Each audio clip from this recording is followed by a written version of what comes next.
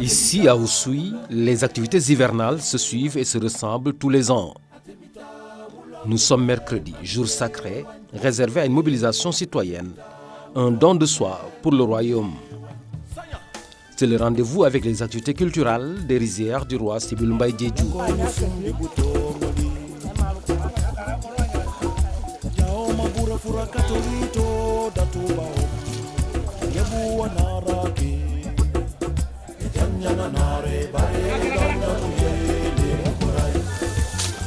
Les rizières du roi ont une grande importance.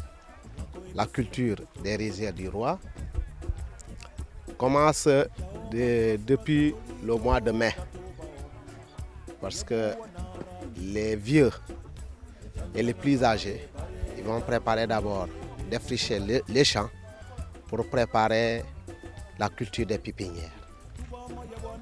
Une fois terminé, au mois de mai, au mois de juillet, toute la communauté va aller cultiver les pépinières. Aussitôt, après avoir terminé, la population se retrouve dans les rizières du roi pour cultiver et pour préparer le repiquage du riz. Ce n'est pas seulement la communauté d'Oussouye, c'est l'ensemble du royaume qui est concerné. Par exemple, ici, à Oussouye, le roi a ses rizières à Oussouye. Ces rizières sont cultivées par la communauté d'Oussouye, la communauté de Karounat, de Nyambalan, la communauté de Siganar, Emay, Bokitingo, Djanten, donc et Djakendjola. C'est ces communautés-là qui doivent venir cultiver au niveau d'Oussouye. Quant à la communauté d'Oukout, eux, ils ont leur rizière là-bas, qui cultivent pour le compte du roi, Kahinde et Djivante pareil. C'est un travail qui a été planifié par la communauté elle-même. Ils ont choisi un jour pour le roi, la culture du roi. Ils ont dit on va prendre les mercredis. Tous les mercredis, nous allons travailler le roi. Et spécifiquement les travaux du roi. Personne n'a le droit d'aller travailler chez lui ou bien ailleurs. Même si tu ne dois pas venir, donc tu dois rester chez toi. C'est comme ça l'organisation communautaire.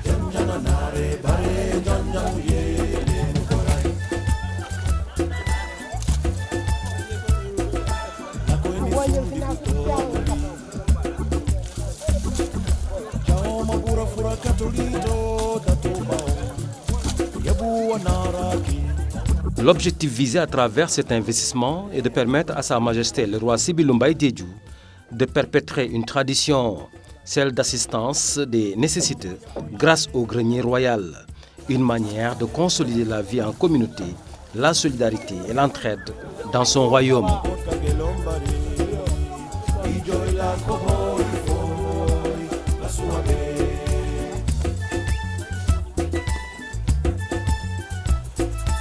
Dans le calendrier, c'était prévu que les femmes allaient partir ensemble travailler avec les hommes. Mais ils n'ont pas terminé la culture, c'est pour cela aujourd'hui les femmes ne sont pas là. Mais la semaine prochaine, elles seront là pour repiquer le riz. Déjà présent, dès la semaine là, celui qui est chargé de culture va dire à la responsable des femmes, dites aux femmes d'aller amener les pépinières. Donc la semaine prochaine, nous ensemble, nous allons descendre. Au moment où les hommes vont cultiver de l'autre côté, les femmes vont descendre pour repiquer le riz. Donc c'est un travail d'ensemble, d'équipe. Les populations vont se déplacer par leurs propres moyens. D'autres ils vont se déplacer à vélo, d'autres à pied, d'autres en moto. Donc selon les moyens de bord qui conviennent à la personne, ils se déplacent jusqu'à Oussouye pour venir cultiver et retourner encore. Et parmi ces villages, comme je l'ai dit, il y a Djakendjola, il y a Djanten, il y a le village de Emay, Bokitingo, qui doivent tout le temps venir pour aider la communauté d'Oussouye à cultiver. Mais aussi il y a le village de Siganar, le village de Karounat, le village de Nyambalan et Djungu, qui fait partie aussi, qui viennent pour aider dans la culture du roi. la sueur, l'effort que les gens sont en train de fournir dans les champs du roi, c'est un effort collectif, ce n'est pas individuel.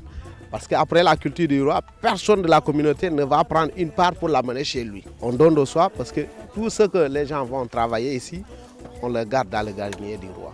Tout individu, quelle que soit l'appartenance de sa race, de son ethnie, il est dans le besoin d'une consommation alimentaire.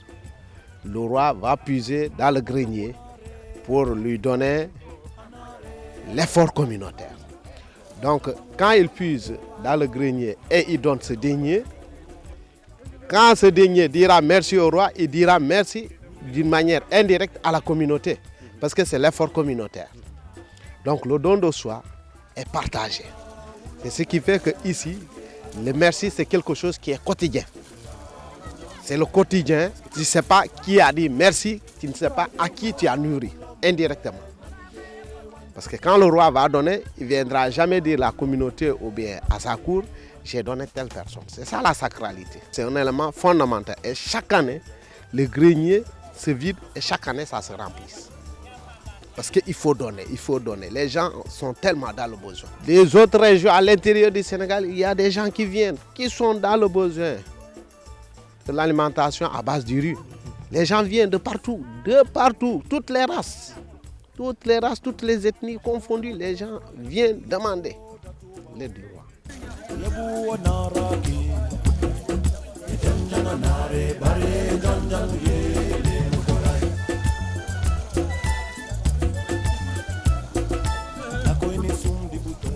La culture des rizières du roi demeure une activité traditionnelle bien planifiée et se déroule pendant la période estivale.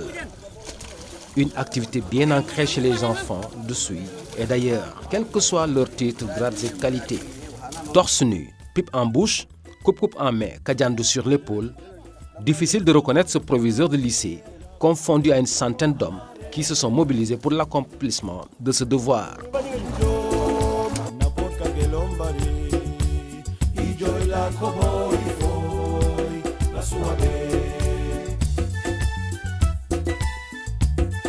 En fait, je suis fils de paysan, ça il faut le reconnaître. Et donc je suis né dans ça, dans cette culture de riziculture, n'est-ce pas, en milieu Diola. Donc je suis né, j'ai grandi ici. Et donc mes parents m'ont appris à travailler la terre. Cultiver du riz, cultiver de l'arachide, du manioc, n'est-ce pas, des haricots, etc., etc. Donc c'est une tradition qu'on est en train de perpétuer. Donc la fonction ne peut être un prétexte pour ne pas travailler la terre, parce que c'est la terre que nos ancêtres nous ont léguée. Et donc il faudrait tout simplement perpétuer cette tradition et aussi pouvoir la transmettre aux futures générations. Donc le titre, la fonction, n'est rien en milieu Diola. Il faut reconnaître que dans le milieu Diola traditionnel, les gens ont toujours su que l'agriculture était non seulement la première activité économique, mais elle sera la dernière activité économique. Ça veut dire quoi? En Wolof, on le dit, Bey moy njëkk te bey moy mujj. Il faudrait que les gens retournent à la terre. Aujourd'hui, la terre peut nourrir des milliers et des milliers de personnes. Parce que vraiment, en milieu Diola, surtout en Casamance, nous avons une terre très riche, très fertile. Donc d'où vraiment l'effort qu'on doit fournir pour exploiter cette terre, pour pouvoir survenir aux besoins alimentaires de nos populations. Ces champs, ce sont les champs du roi, les champs royaux. Le riz qui est récolté dans ces champs est mis dans des greniers au niveau de la famille royale. Et quiconque qui se trouve être dans le besoin vient demander au roi afin de pouvoir disposer d'une quantité pour nourrir sa famille. Et donc, si vous venez pour cultiver, et si vous êtes femme, vous venez pour repiquer le riz, vous venez pour récolter le riz. Donc vous contribuez à aider d'autres familles, d'autres parents à nourrir leurs enfants. Et donc, c'est comme si j'ai donné de l'aumône de manière indirecte. Donc je ne cultive pas pour le roi, je cultive pour la communauté. Je suis en train d'aider d'autres familles qui vont être dans le besoin dans la saison à venir. Ça raffermit les liens au niveau de notre communauté. Oui, c'est ça le fondement de notre communauté. C'est ça le fondement de l'existence de cette institution qu'on appelle la royauté. Parce que la royauté est là pour raffermir les liens. La royauté est là pour assurer la sécurité sociale, la sécurité alimentaire, la cohésion, la paix, l'harmonie dans notre communauté. Mais pour ce faire, il faudrait des activités qui réunissent toute la communauté. À côté de ces activités agricoles, mais également il y a de ces activités culturelles qui regroupent la communauté, qui raffermissent les liens entre, n'est-ce pas, ces individus de la communauté du royaume de Souy.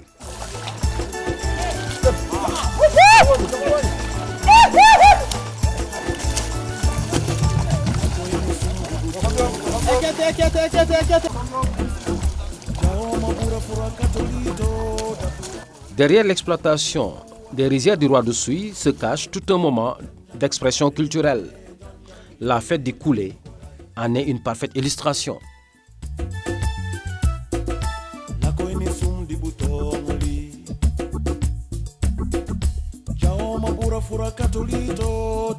Cette fête-là est organisée entre le mois d'avril et le mois de mai par la communauté entière. La fête-là, nous, on l'appelle le Koulé.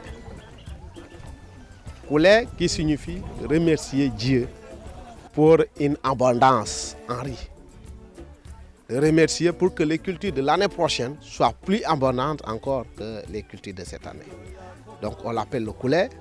Et là, quand ça se fait, ça va trouver, avant de faire cette fête, ça va trouver que tous les champs ont été récoltés. Il faut que tout le monde termine la récolte, puisque la récolte, plus tard au mois de janvier, tout le monde a terminé, les gens vont garder, ils vont commencer à préparer, à piler.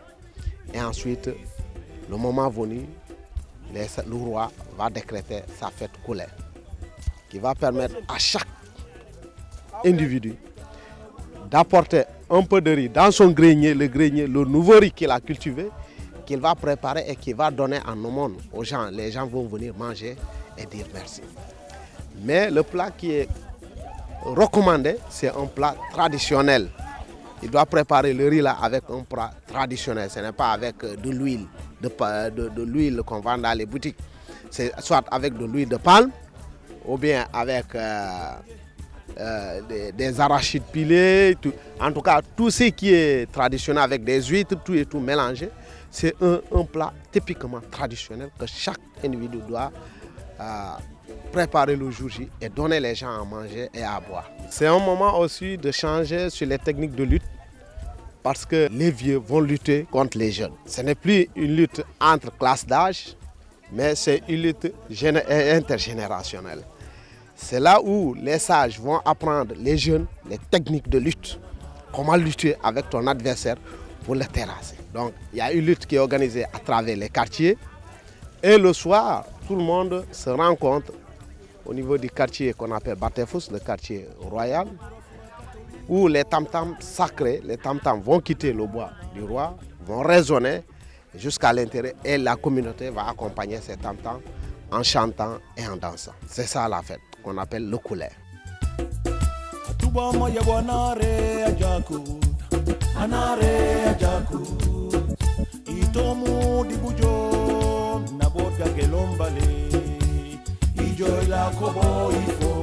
Régulateur social et guide spirituel dans le Kassa, un appui à ces personnalités culturelles et culturelles de la Casamance semble s'imposer aux toutes nouvelles autorités du pays dans la dynamique de l'équité entre les foyers religieux du Sénégal.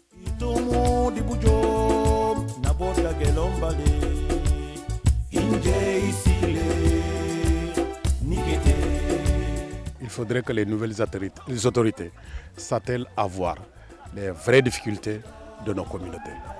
Je l'ai dit tantôt, les champs là, ce ne sont pas des champs du roi. C'est pour soutenir tout simplement les plus démunis en cas de besoin. Mais vous savez, de plus en plus, avec la diminution de la pluviométrie, donc les récoltes ne sont pas si suffisantes pour survenir à tous les besoins. Et il est important à ce que l'État puisse penser à cela. C'est des moments difficiles.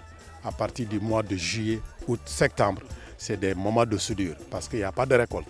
Il faut attendre le mois de novembre, décembre pour penser récolter un peu de riz, de l'arachide, du manioc, du niébé, etc., etc., pour peut-être nourrir sa famille. Si vous donnez quelque chose au roi, ce que vous donnez au roi n'appartient pas au roi. Que ce soit des moyens financiers, moyens matériels, ça n'appartient pas au roi. encore moins à sa famille. C'est pour toute la communauté parce qu'il y a toute une organisation. Nous sollicitons à l'État, quand il fait un budget social, comment est-ce le budget là, dans le budget là, qui puisse prévoir le roi d'Oussouye, même si c'est un denrée alimentaire. Nous, on n'a pas besoin qu'il nous donne de l'argent, on a besoin des denrées alimentaires tels que le riz. Au moins, est-ce qu'il donne le roi des tonnes de riz pour qu'il continue à faire le travail facilement. Et là, ils vont l'aider à faire le travail socialement et ça va dans la contribution de tout le monde.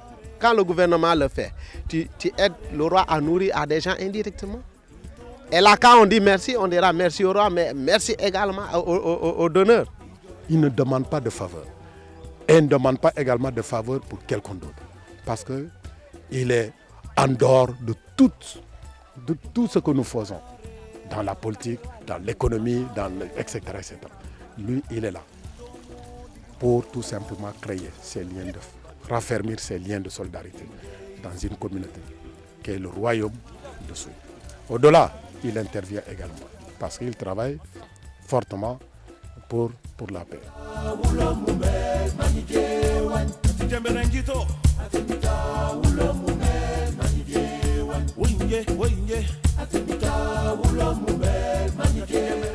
Ils sont nombreux les fils et filles du Kassa à s'investir dans ces rizières pour offrir à Sa Majesté le roi Sibyl Mbaye Diédhiou les voies et moyens d'assurer la pérennisation de la sécurité alimentaire pour ces populations en situation de détresse. Comme quoi un soutien considérable des autorités étatiques à cette dynamique s'impose pour plus de justice et d'équité à l'égard des autorités coutumières, tout comme religieuses du Sénégal.